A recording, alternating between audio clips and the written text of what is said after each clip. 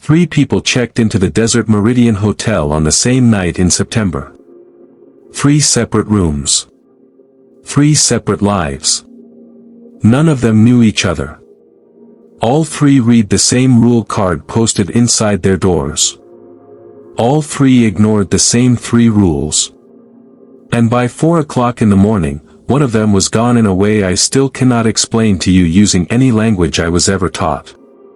One of them was sitting in the parking lot in their car, engine running, unable to remember how they got there or how long they'd been sitting. And the third one was me. I need you to understand something before I tell you what happened. The rules were not suggestions. They were not the quirky branding of a highway motel trying to seem memorable. They were not written by someone who had too much time and too little oversight. They were written by someone who knew. And every guest who ever read them and set the card back down on the nightstand and thought, "That's interesting," and went about their evening, every single one of them made the same mistake I made. They treated the rules as optional. Nothing about them was optional. Before we dive deeper, let us know in the comments where you're watching from. We'd love to hear from you. And don't forget to hit that subscribe button so you never miss any of our upcoming videos from EchoCrypt Nightmare Tales. The Desert Meridian Hotel sits on a stretch of Nevada highway that isn't quite on the way to anywhere. 40 miles from Las Vegas. 60 miles from the nearest town of any real size. It's the kind of place that exists in a gap, in the geography, in the attention, in the mental map people make of a drive they've taken before. You don't find the Desert Meridian by looking for it. You find it because the road brought you there before you noticed you'd arrived. The building is low profile, mid-century, 1 story, extending longer than it should for the number of rooms it contains. 22 rooms running the full length of a covered walkway. A courtyard in the center with a pool that hasn't held water in years, a dry rectangular basin of stained concrete sitting in the desert like a wound that healed wrong. The neon sign at the road has never been fully repaired. Half the letters work on any given night. When I pulled in, the sign read something that wasn't quite a word. I noticed that. I didn't think about it again until much later. Every room at the Desert Meridian has the same rule card on the nightstand. It is a laminated rectangle, slightly larger than a business card, weighted down by the room key fob.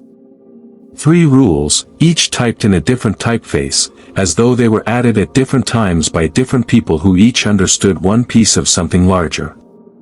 Below the 3 rules, in small print at the bottom of the card, the management accepts no responsibility for events occurring after compliance failure. I have worked in commercial property claims for 31 years. I have read more liability language than most people read in a lifetime. That sentence, compliance failure, is not hospitality language. That is the language of someone who has watched the same event happen multiple times and has decided that documentation is the only remaining form of protection available to them. My name is Calvin Marsh. I am 58 years old. I spent 3 decades as a field investigator, walking into damaged buildings, documenting what went wrong, finding the line between accident and negligence and the third category that nobody in the industry likes to name. I am not a person who frightens easily. I don't say that as a boast. I say it because fear has a function and I learned early to manage it professionally, to set it aside until the work was done and then deal with it later in private. What I experienced at the Desert Meridian Hotel did not comply with that system. It did not wait for me to set it aside. It arrived in the specific gaps between my certainties and it used those gaps precisely, the way water uses the hairline crack in a foundation before the crack becomes visible from the outside. I was relocating the night I stopped there. 31 years in Las Vegas and I had retired 3 months earlier, walked out on a Tuesday, no ceremony, no speech, just the particular exhaustion of a man who has spent his professional life in other people's disasters and has finally noticed the cost. My ex-wife Loretta had remarried the previous spring. My son Marcus was in Portland and we spoke on his birthday and at Christmas and sometimes when something specific required it. I was moving to a smaller property outside Barstow, California, because the house in Henderson felt like a structure I was maintaining for a life that no longer lived inside it. I was driving a rented U-Haul loaded with the reduced inventory of a life being responsibly downsized. The truck began running hot 40 miles outside my planned stopping point, and the Desert Meridian appeared on the right side of the highway at 6:47 in the evening, and I pulled in because the transmission temperature gauge had more authority than my itinerary. The man at the front desk was named Harold.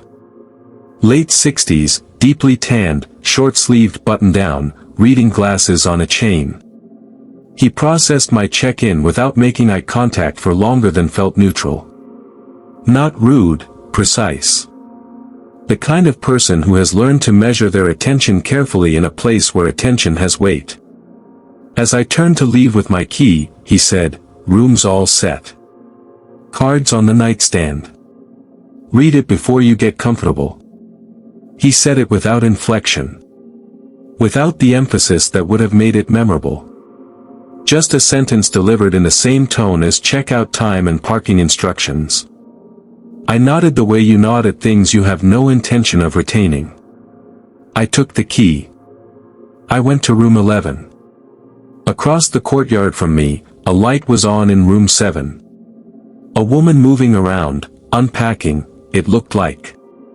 At the far end of the walkway, room 14, a light on but no visible movement. I noticed both lights. I noted them and moved on. This was a mistake of a kind I should have recognized professionally, the mistake of cataloging without analyzing. The rule card was on the nightstand. I picked it up because it was in the way of my phone charger. Rule 1, do not use the telephone in your room between the hours of 11 p.m. and 3 a.m. Rule 2, do not open your room door if you hear knocking that does not come in sets of 2. Rule 3, do not look directly at the pool from your window after dark. I read them the way you read the allergy information on a shampoo bottle. Rule 1 seemed like a noise complaint policy written by someone who had never worked in hospitality. Rule 2 seemed like the kind of affectation a board manager adds to make a highway property feel distinctive. Rule 3 was the one that almost made me laugh out loud. Don't look at the pool. The pool had no water in it. The pool had, by its appearance, not had water in it for a considerable number of years. What exactly was I not supposed to see? I set the card back on the nightstand. I looked out the window at the courtyard. The pool was directly visible, a dry, stained basin in the yellow-orange light of the desert evening. I looked at it for approximately 4 seconds. I turned away. That was the first rule broken. I did not know it yet. I would not understand what those 4 seconds had done until much later that night. At 9:15 p.m., someone knocked on my door. 3 knocks. I want you to hold that detail, 3 knocks, not 2, the rhythm slightly too even, slightly too patient, like something practicing rather than communicating. I did not know Rule 2 well enough yet to parse that rhythm. I went to the door. I opened it. The walkway was empty. The desert night beyond the covered corridor was extraordinary, stars at a density that city living erases from your memory, the Milky Way visible as a physical structure in the sky rather than an abstraction. The air smelled of cooling sand and creosote, that specific Nevada night smell that I had somehow failed to notice in 30 years of Las Vegas proximity. Nobody on the walkway. Nothing in either direction. I went back inside. I filed it under, probably someone at the wrong door, and did not think about it again for 2.5 hours. At 11:45 p.m. the room phone rang. Old rotary bell. Loud and insistent and startling in the specific way that landlines are startling when you've stopped expecting them. I was most of the way asleep. I reached for it the way I had reached for work calls for 3 decades, automatically, without negotiation with my own fatigue. That reflex. That 31-year muscle memory. Rule 1 says don't use the phone between 11 and 3. It was 11:45. I had already violated Rule 3 by looking at the pool. I had partially violated Rule 2 by answering a 3-knock door. And now, operating on pure professional reflex, I picked up the phone and violated Rule 1. All 3 rules broken within the first 5 hours of my stay. Whatever the Desert Meridian had been patient about, whatever convergence it had been waiting for someone to enable, I had apparently completed the circuit. There was no voice on the line. No static in the dramatic sense. What I heard was ambient sound from somewhere that was not my room and not the front office. The sound of a space recorded and played back, distant air, distant nothing, the acoustic signature of a room that was either very large or very empty or both. And underneath that, so consistent and so low that I spent 20 seconds identifying it as a sound rather than a physical sensation against my sternum, a tone. A single sustained tone. Not musical. Not mechanical. The closest description I have found in 3 years of trying to find language for it is this: it was organic. It resonated the way something resonates when it is very large and very slow and very old and has been in the same place for longer than the category of place has existed. I hung up the phone. I sat still for a moment. Then I went to the window. The pool was visible. I looked at it. I knew I had already broken Rule 3. I looked anyway, because the pool at midnight was different from the pool at 6:47 in the evening, and different things require investigation. The stain pattern on the dry concrete had changed. Not spread, moved. The same density, the same color, but redistributed from the deep end to the shallow end, toward the drain. I stood at my window and I held 2 incompatible facts in my mind simultaneously: stains on dry concrete do not move, and I was looking at stains that had moved. My brain offered several explanations and I accepted none of them. I went back to bed. I lay in the dark with the television on at low volume and I listened to the room breathe around me. At 1:15 a.m. I was awake again. Not from a sound. From the absence of one. The faint television audio I had been hearing through the wall from the direction of room 12 had stopped, and the silence that replaced it had a texture, a weight, that I recognized from my professional life. I have been in buildings in the aftermath of significant events. I know what a space feels like when something has recently happened in it. The Desert Meridian Hotel, at 1:15 a.m., had that particular quality of silence distributed through its walls. I put on my shoes. I stepped outside. The desert night was absolute. Cold now, the Mojave releases its heat with a commitment the daytime gives no indication of, and the stars above the walkway were extraordinary and somehow wrong feeling, too close. The way scale becomes unreliable when your frame of reference for normal has been disturbed. From the far end of the walkway, from the direction of room 14, came a sound I cannot categorize even now with 3 years of distance between me and it. It was not a voice. It was not a mechanical sound. It was not an animal. The closest I can reach with language is this: imagine someone attempting to describe a color that has no name using only sounds. That is the conceptual category it belonged to. I walked toward it. I passed room 12, dark, silent. Room 13, dark, presumably unoccupied. Room 14, the light was on and the curtain was partially open and through the gap I could see the room's interior. Someone was in there. Standing facing the wall. Not the window. Not the door. The wall between room 14 and room 15. Standing with their face approximately 2 inches from the wall surface, both hands flat against it, in a posture of complete and total stillness. Not shaking. Not apparently distressed. Just attending. In the specific posture of a person who is listening to something on the other side of a surface that requires their absolute and undivided focus. I watched for 45 seconds. They did not move. I knocked on the door, 2 knocks, I remembered the rule at least about this, and got no response. I knocked twice again. Nothing. The person at the wall did not turn. I went to the front office. Harold woke up the way someone wakes who has been woken by guests before, immediately, completely, without the transitional confusion of deep sleep. His first words to me were not, "What's wrong?" or, "Can I help you?" His first words were, "Which rule was it?" 3 words. In that specific order. And in those 3 words I understood everything I needed to know about how many times this conversation had happened before in this office at this hour.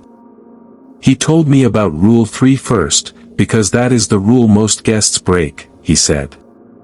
Not from recklessness.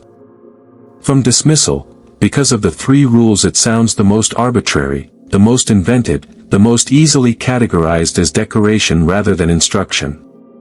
He said the hotel was built on a dry lake bed.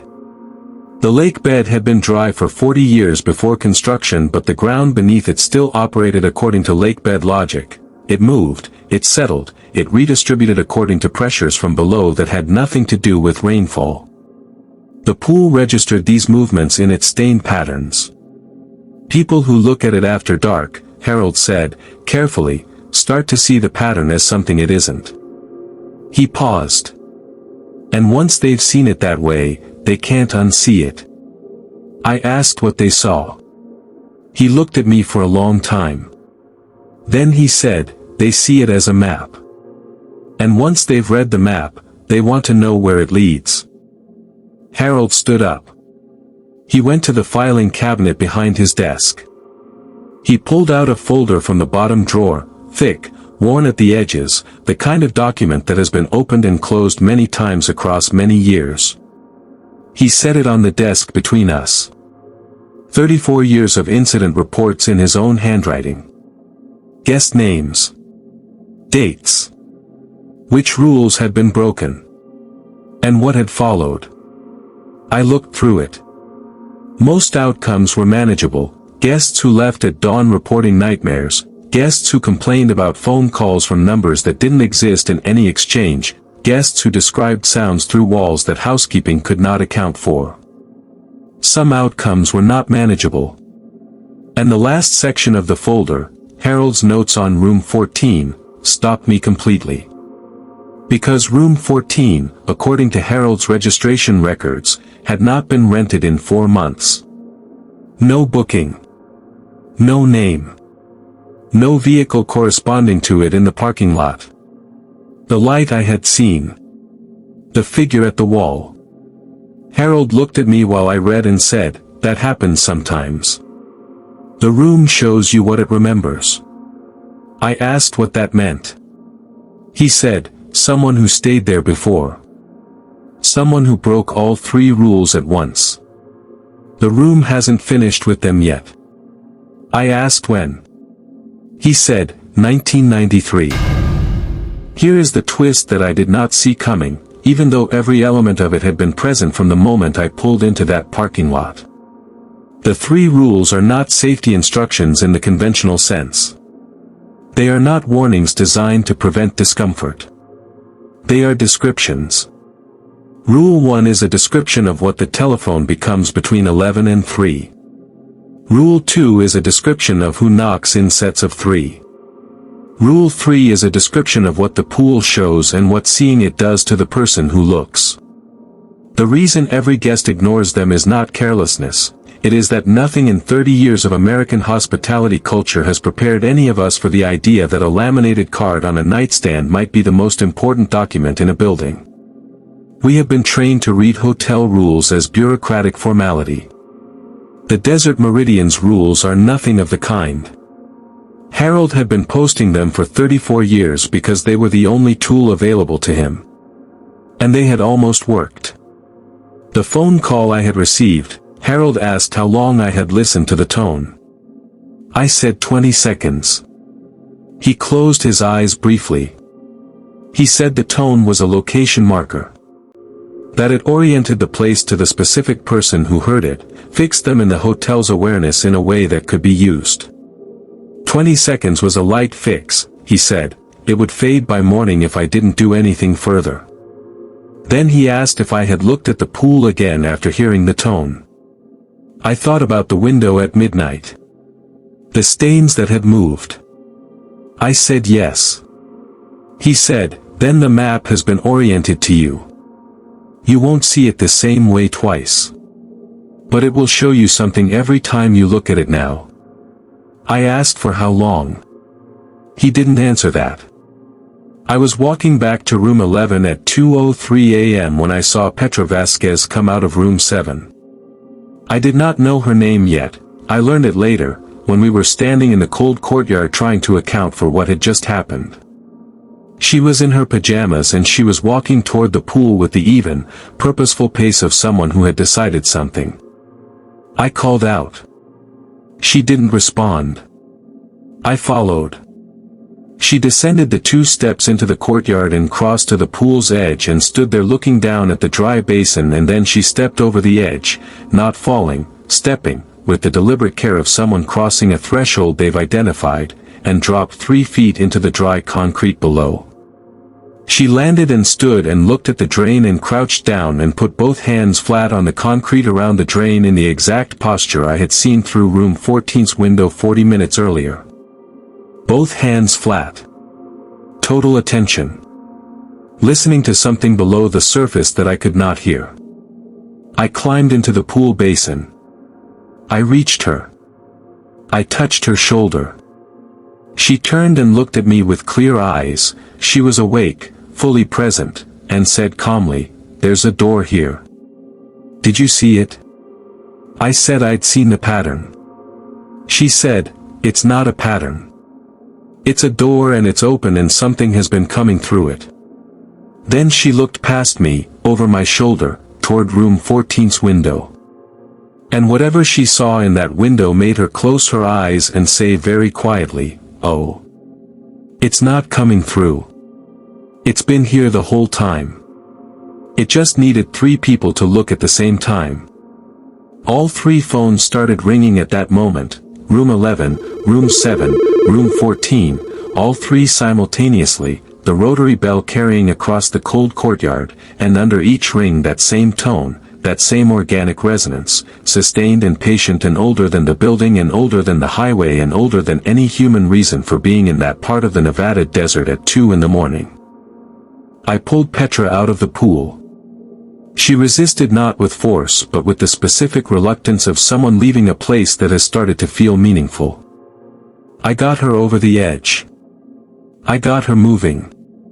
Harold came out of the office at something close to a run, the most urgency I had seen from him in the entire night. He looked at Petra, then at me, then at the pool. He went to the edge and looked down and said something too quiet for me to catch. Then he turned to me and said, "How many of you looked at the pool at the same time?" I told him, Petra in the basin, me beside her, the figure at room 14's window. He said, 3 simultaneous observers activates the full convergence. That's what the rules prevent. Not individual exposure, convergence. He looked at the pool for another moment. Then he said, "The door is open now. It won't be for long. But it's open." I asked what that meant in practical terms. Harold turned back toward his office and said, over his shoulder, with the specific honesty of a man who has reached the edge of his own documentation, "I don't know. In 34 years, nobody has gotten to 3 simultaneous observers before tonight. You're the first." He went inside. He locked the office door. At 5:15 a.m. the phone stopped ringing. Not gradually, together, simultaneously, the silence arriving all at once like a pressure release.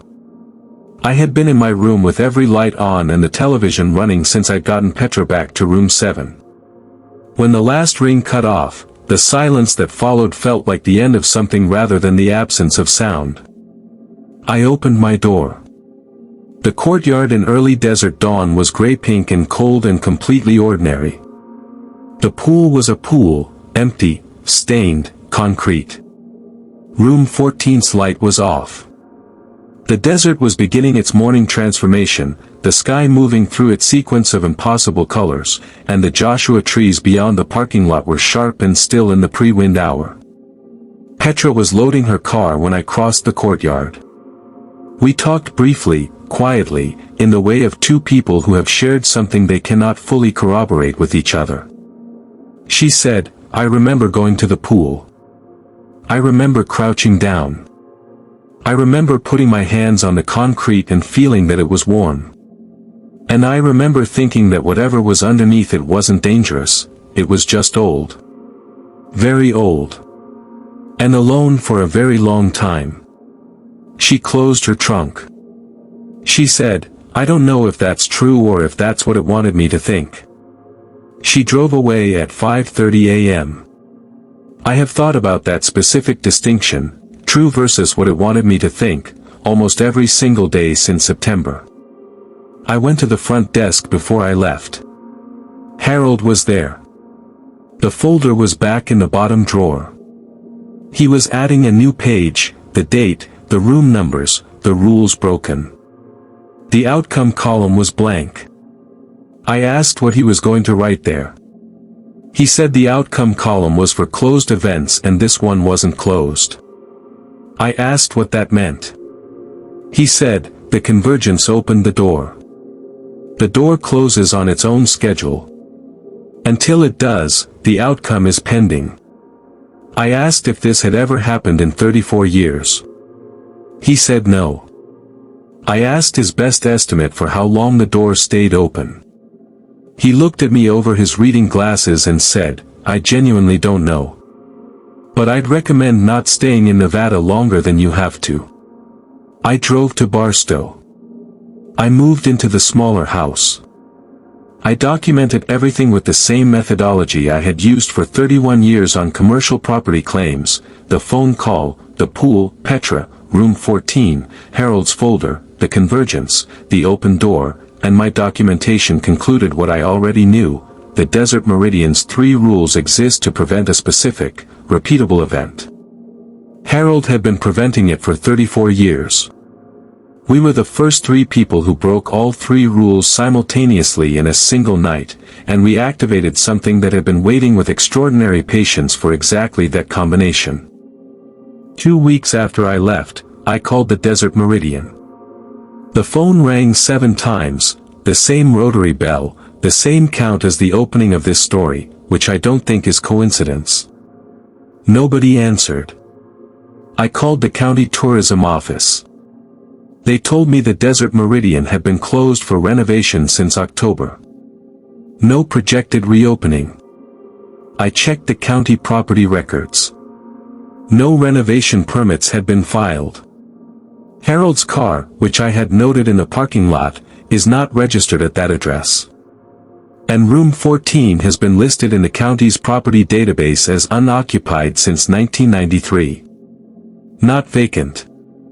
Unoccupied. There is a distinction in property records between a room that is empty and a room that has not had an occupant. Room 14 has not had an occupant since 1993. But something has been using it. Something has been standing at that wall for 30 years, listening to whatever is on the other side, waiting for 3 people to look at the same time. The door is open. I don't know for how long. I don't know what came through it or whether what came through it stayed or went back. I know that the Desert Meridian is closed, that Harold is unreachable, and that Petra Vasquez, I found her through a ceramic studio website in Tucson, responded to my email once, 3 months after that night, with a single line: "I still feel the warmth in my hands sometimes. I think it's fading. I hope it's fading." She hasn't responded since. I check every few weeks. I don't know if that's a good sign or a bad one. The 3 rules were there the whole time. On the nightstand. Waiting to be read properly. Rule 1. Rule 2. Rule 3. 3 typefaces. 3 different people who understood 3 different pieces of the same thing and wrote them down in the only form available to them. I was a field investigator for 31 years. I walked into damaged buildings and I documented what went wrong. I know the difference between structural failure and human error and the third category. The Desert Meridian belongs to the third category. And I ignored a laminated card on a nightstand because nothing in my experience had prepared me to take it seriously. That is the most honest thing I can tell you about what happened.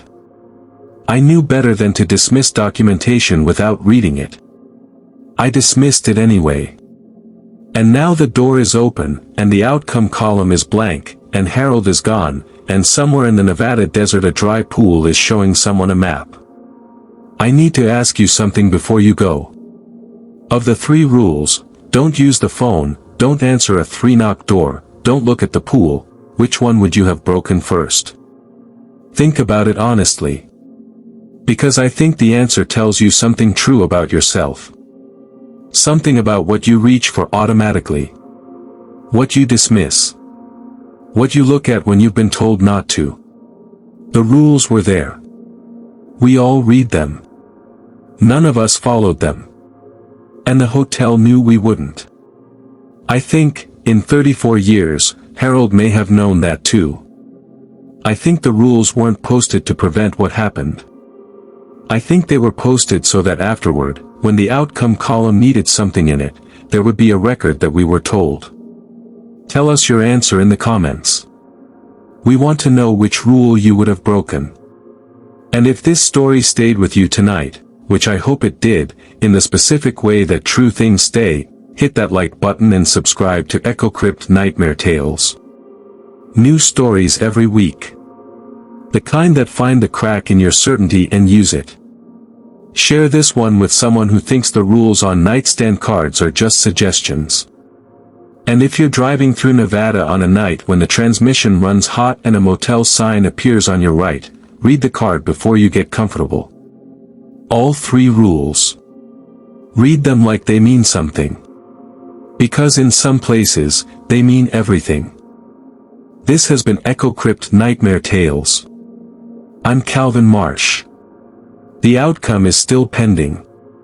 And the phone in room 11 is still there, waiting for someone to pick it up between 11 and 3. Don't.